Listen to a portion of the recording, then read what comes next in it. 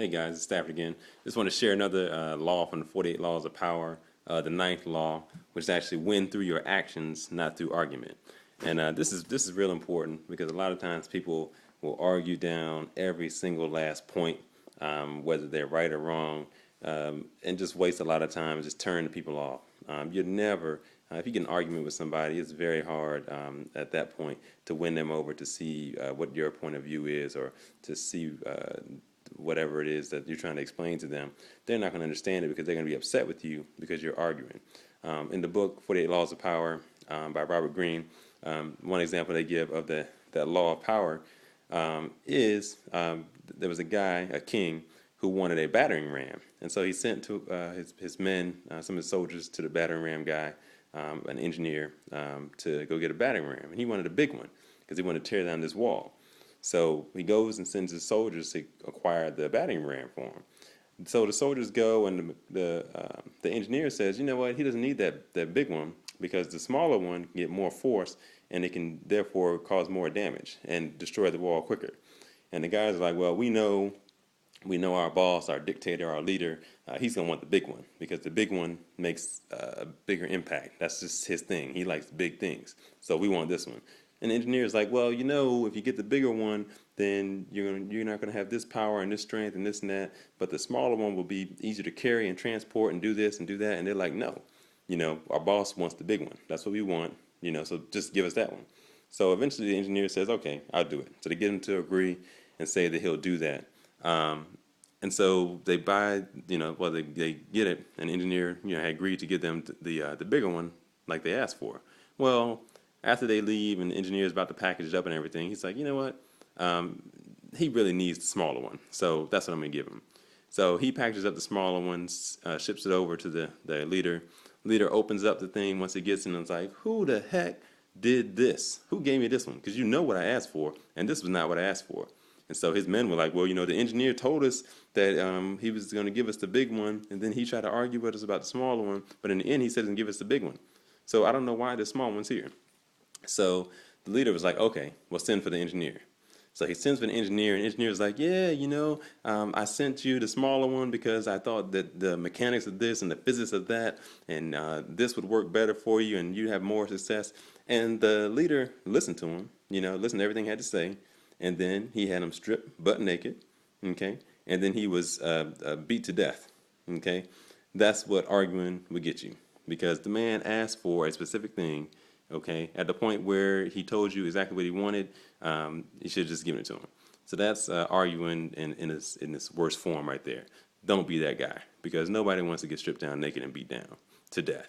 Okay, in another sense, Michelangelo in the 1500s was commissioned to do a sculpture, and actually he wasn't even commissioned. They had a piece of marble that was like the wonderful, best quality of marble, and some idiot put a hole in it, and so it couldn't be used, or so.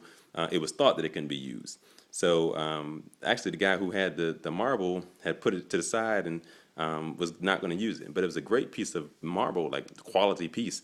So eventually somebody called Michelangelo and was like, hey, Michelangelo, there's this piece of marble that nobody thinks can be used, but it's great quality. Can you do anything with it? So Michelangelo comes and he takes a look at it and he says, you know what? I think I can do something with it. In fact, I know I can. I can make this. I can make this portrait. I would just make something around where the hole is and still be able to use it. So the guy who owns it is like, I don't think you can. But go ahead. If you can, then go ahead. So Michelangelo does his thing. He does a picture of David from David and Goliath with the sling, and makes a big statue, a big 12, 20-foot statue. And so when he's almost done, the guy comes in and is like, oh man, you did it. But that nose on the statue looks like it's too big. And so Michelangelo, let me rewind. The guy who was doing the statue was kind of like an eccentric guy who was kind of got known for being the kind of an expert in how things look and should be shaped and all that kind of stuff. So he had a history of being an expert in that field. So knowing this, Michelangelo said, oh, you know what? Okay, maybe you're right. So he picked up his chisel and also picked up some dust from the marble where he was doing the carving anyway, and then told the guy to walk over here, over to the scaffolding. because the problem with how he was looking at it was that he was looking at it straight up and down. So of course the nose looked a lot bigger from that angle. But Michelangelo didn't argue with him about it. What he said was, okay, well, come over here. And he walked over to the scaffolding, and then he had the guy look up, and as he was chiseling the nose, but he wasn't really chiseling the nose, he was pretending to chisel the nose, he dropped some of that dust that he had in his hand so the guy would think that he was chiseling. And so what happened, he said, okay, so how does it look now? Does that look better? And the guy was like, yeah, that's perfect. Okay, no arguments. All he did was oblige the guy, make him think that he did something different, when really he didn't do anything different except change the perspective of the guy who was looking at it. So really, he obliged him by doing action, taking action, and showing him, as opposed to trying to argue him down. Okay, and then one more example. There was a guy who was giving a speech. So let's do theoretical example here. What can we say? Okay, we'll say the president.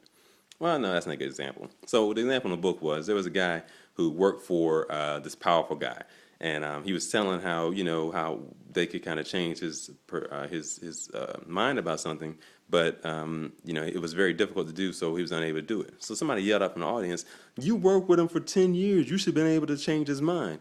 And so he looked over the audience and was like, "Who said that? Who said that?" And he said it just like that, really upset, really mad. And so nobody raised their hand. And so he kind of looked around. It's like, that's why I didn't stop him, okay? The reason he didn't stop him, he gave it the answer by showing that example, okay? The same reason the person didn't raise his hand to say I was the one who yelled out and made that comment was the same reason that he didn't stick his neck out to try to stop this guy who was a brutal dictator from doing the bad stuff he was doing, because he didn't want to lose his life. You don't do it like that. You don't argue with somebody in that respect, because now you're in trouble, okay?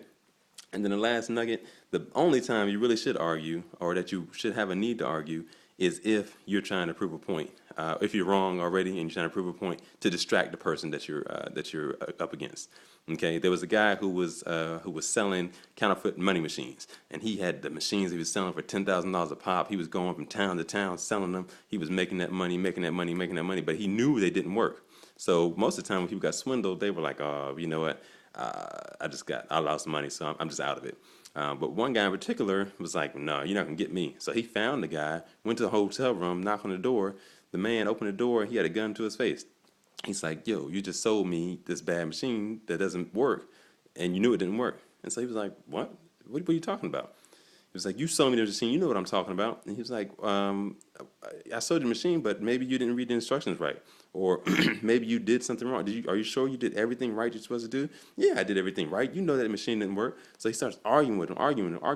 And so the more they argued, then that gun that was raised right here slowly went down, and the argument kind of increased, but the gun was down. So finally the guy was like, "You know what? I'll do this. I'll refund you your money. Okay, I'll give you your $10,000 back. I'll come out there and check your machine. Make sure you read the directions, everything like that. But I'll come back to your town and show you how to use it to show you that it's working properly." So the guy who came, who was all upset, was kind of confused and like, "Okay." So he took the money, went back to the place. And so the guy in the hotel was like, "All right, good, and I'm cool." And so his thing was, now he was looking in the newspaper for a bit of news. And what he found a few days later was that this guy was arrested for producing counterfeit money, because he had a counterfeit machine and $10,000 in cash. And so now he got locked up because he was, quote unquote, producing counterfeit money with a machine that didn't work. So no arguments, or he turned the argument around and started arguing to distract his enemy. So that's really the only reason that you should begin an argument, if you're trying to distract your enemy, because you know you're already caught up in a lie. Okay, business, I don't know how much you want to do that, but maybe in personal life that may work out for you. But remember the 9th law of the 48 laws of power: win through your actions, never through argument. Book by Robert Greene. If you haven't read it, just keep listening to my posts, and you probably get through all of them anyway. All right, hopefully that was helpful, and have a good day.